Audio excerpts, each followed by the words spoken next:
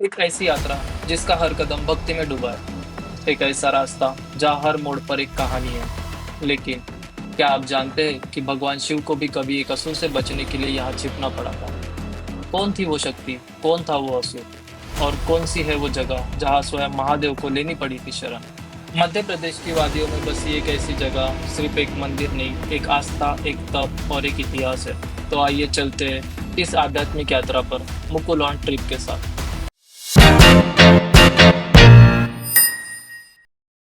तो नमस्कार दोस्तों, मैं हूं मुकुल और आप देख रहे हैं हमारा नया YouTube channel Mukul on trip. आप सभी ने हमारा नागद्वार यात्रा वाला वीडियो देखा ही होगा। अगर नहीं देखा तो पहले उसे देख लीजिए। मैं लिंक ऊपर लगा दूंगा या फिर डिस्क्रिप्शन में मेंशन कर दूंगा। तो नागद्वार यात्रा से होकर हम पचमढ़ी पहुंचे और दूसरे दिन सुबह होते ही हम निकल पड़े महादेव यात्रा की ओर। हमारी ये यात्रा शुरू होती है पचमढ़ी से, मध्य प्रदेश की गोदी में बसा एक आध्यात्मिक स्थल। यहाँ तक आप पहुँचने के लिए ट्रेन या फ्लाइट से पहले मध्य प्रदेश के जबलपुर पहुँचे। जबलपुर से आप बस या टैक्सी के द्वारा पचमढ़ी पहुँच सकते हैं। पचमढ़ी से हिवर गांव तक हम जिप्सी से हैं और फिर यहाँ से शुरू होती है हमारी पैदल यात्रा। मंजिल है चौरागढ़ मंदिर। हिवर गांव पहुँचते ही आप सबसे पहले हिवर मंदिर के दर्शन लीजिए। इससे जुड़ी हुई कहानी मैं आपको आगे बताऊंगा। हिवर मंदिर के दर्शन करते आप आगे बढ़े और आप देखेंगे कि 1300 सीढ़ियों की चढ़ाई, ये सिर्फ शरीर की ही नहीं, ये आत्मा की परीक्षा भी है। और एक सीढ़ी आपको भोलेनाथ के और करीब ले जाती है। लेकिन इस कठिन रास्ते में छुपी है वो कहानी। यही है वो पहाड़ जहाँ भगवान शिव ने भस्मासुर से बचने के लिए शरण ली थी। पौराणिक मान्यता के अनुसार भस्मासुर वो राक्षस जिसे शिव जी ने एक वरदान दिया था कि वो जिसके सिर पर हाथ रखेगा वही भस्म हो जाएगा। लेकिन जब भस्मासुर ने वही वरदान खुद शिवजी पर आजमाना चाहा, तो भगवान शिव को अपनी ही शक्ति से बचने के लिए इसी पहाड़ी में छिपना पड़ा था। यात्रा में आगे बढ़ते। इस यात्रा में पहली पायरी एक विश्राम स्थल है, जहाँ भक्त कुछ पल रुक कर आगे की शक्ति जुटाते हैं। यहीं से होती है असली परीक्षा शुरू। हर साल हजारों श्रद्धालु यहाँ चढ़ते हैं, हाथ में त्रिशूल लिए, क्योंकि मान्यता यह है कि इस पहाड़ी पर चोरा बाबा ने कई वर्षों तक तपस्या की थी, जिसके बाद भगवान शिव ने उन्हें इस पहाड़ी पर दर्शन दिए थे।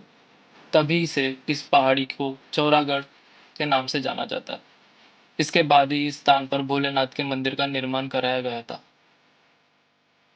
पचमढ़ी जिले में स्थित इस प्रसिद्ध चौरागढ़ मंदिर में त्रिशूल चढ़ाने का खास महत्व है। यहाँ हर साल अपनी मनोकामना लेकर आने वाले भक्त त्रिशूल चढ़ाते। इसके पीछे कहानी यह है कि जब चौरा बाबा की तपस्या से प्रसन्न होकर भगवान शिव ने उन्हें दर्शन दिए थे, उस समय भगवान शिव अपना त्रिशूल इसी स्थान पर छोड़कर चले गए थे।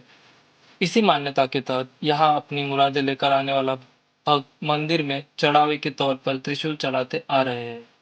तब से लेकर आज तक हर भक्त यहाँ अपनी मनोकामना के साथ त्रिशूल चढ़ाता है। इसीलिए इस मंदिर को त्रिशूलों का मंदिर भी कहा जाता है। 4200 फीट की ऊंचाई पर स्थित यह मंदिर गोंड राजवंश के समय का है। गोंड वास्तुकला का अद्भुत उदाहरण, जिसे दूर से ही देखा जा सकता है। इतिहास, अध्यात्म और आस्था तीनों का अद्भुत संगम है ये चौराहा।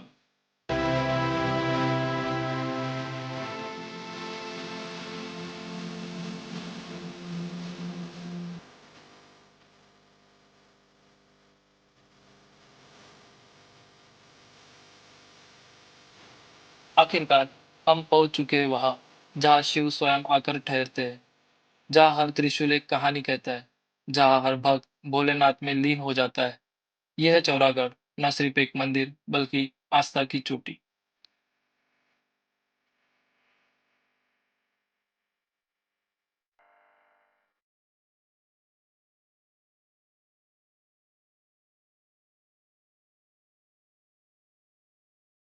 चौरागढ़ मंदिर में स्थित महादेव जी के दर्शन करके हम वापस लौटे। गुप्त महादेव। गुप्त महादेव एक ऐसी जगह है जहाँ पे 40 फीट लंबी गुफा है, जिसके अंदर महादेव स्वयं स्थित है। वहां से दर्शन करके हम लौटे हिवर, हिवर से होते हुए पचमढ़ी, और ऐसे करके हमने हमारी यात्रा संपन्न की।